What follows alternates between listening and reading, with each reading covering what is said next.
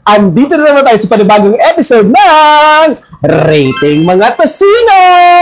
Alam niyo bang meron tayo isang follower na 12 times niyang nire-request to everyday? So, samahan niyo ako! Let's go! Titingnan natin ngayon kung sino sa kanila ang Kanin Worthy! At saka gagamit tayo ng non-stick pan na binili ko sa TikTok shop at nabudol ako. Aray! Since nagbudol ako, hindi ako papayag na buduli kayo. So, naka-sale siya. Nasa 180 pesos ko na lang nabili. So, dito natin siya lulutuin. Tingnan natin kung talagang non-stick siya.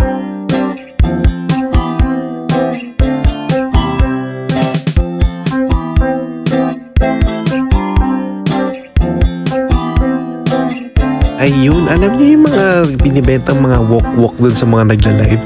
Isa ako dun sa mga nabudol pag napapanood ko sa gabi kasi nga sira ni mga aserola ko.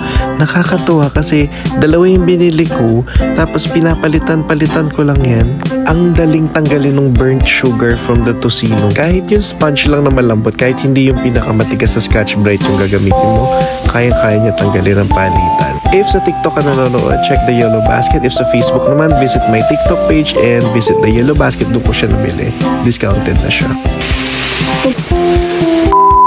Nakakapagod siyang lutuin, mga D-Bells. Ang tagal. So, we made sure na pare-parehas yung process ng pagluluto. And, as usual, magba-blindfold tayo para walang bias sa brand. Langop. Oh! First, tocino! Abot ko sa'yo. Okay. Ay, wala akong tinidor, kid. Habang nakuha ng tinidor si Jobert, ang titingnan natin dito yung texture, yung convenience niya sa pagluluto, and kung anong masarap sa lasa. So, first brand, ang lambot. Kanin Worthy! Lambot? Grabe. Next brand! Pakita ko muna yung tsura. Parang malaki to, be. Di ba to pork chop? Ang laki! Ang mabigat siya! Di ko kaya ng buo, isang buo. Ano lasa? Mas lasang tocino yung nauna. Parang inabsorb niya lahat yung flavor ng tocino na pagkakagat mo, gumagano sa bibig. Hindi siya convenient for madalian. So ito third siya. Next brand! Let's go! Yan o, ganyan-ganyan lang. Magaan-gaan lang per piece para kid-friendly, madaling isubo. Kanin Worthy! Fresh ko siya. Ang pinagkaiba niya, kaya ko siya finurse, manipis siya, pagkakagat mo, hindi siya puro taba, puro siya laman, lean. Tapos yung pagka-sweetness niya is hindi kasing tapang nitong second ko. Next brand! Oh my God, ito ang tocino! Kanin Worthy! Kanin Worthy! Yun ang definition ng perfect tocino. Ito. Nahihirapan ako anong pinagkaiba kasi pare-parehas sila ng lasa almost. Yung itong nauna ko is manipis, not too thick. Katulad nitong nasa third ko, not too thin kumpara na nasa second. Ito yung pinaka-perfect siya. So, yung third ko aalisin. Yung first ko to. Yung first ko ngayon second. Second ko ngayon, ito third. Ang hirap, pare-parehas siya. Yung mga ready ko kayo ng last, down to last to tayo. Move to lang forward yung mga. Next brand!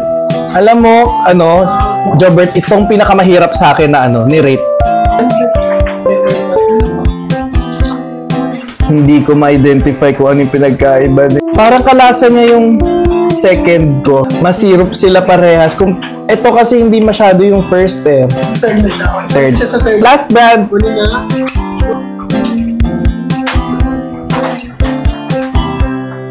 Kakaiba yung lasa.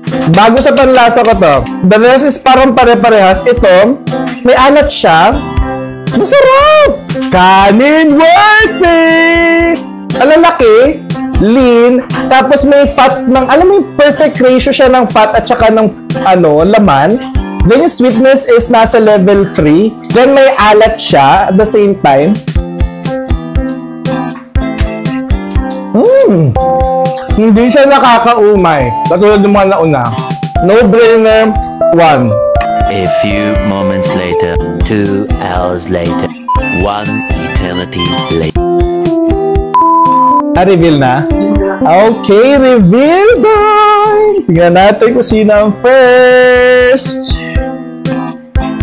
Pure Foods, Pampanga, then CDO, fantastic.